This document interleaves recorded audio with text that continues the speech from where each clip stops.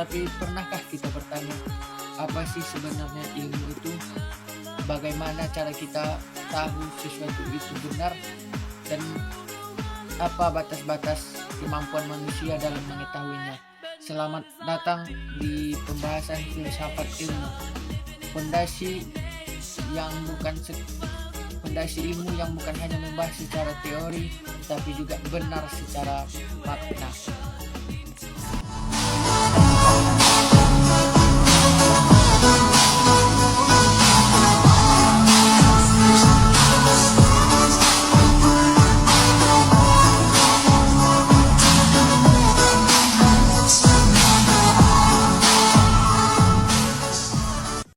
Assalamualaikum warahmatullahi wabarakatuh.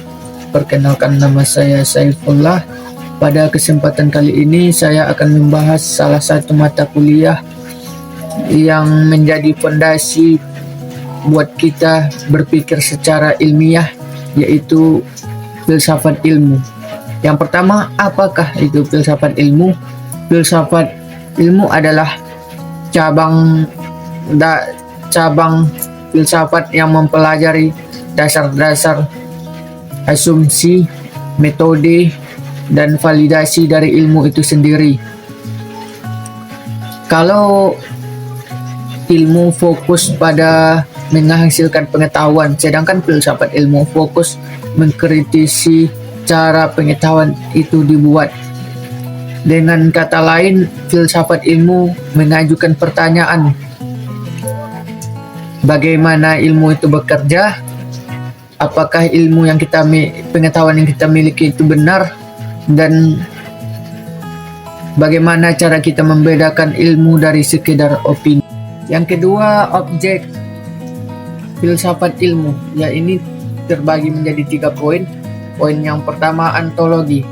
Ontologi membahas hakikat realitas atau keberadaan. Jadi ontologi adalah ilmu tentang keberadaan itu sendiri. Contohnya, ketika sains mengatakan api itu panas, ontologi bertanya, apa itu panas? Apakah panas itu entitas yang nyata atau hanya persepsi? Apa hakikat api yang sebenarnya?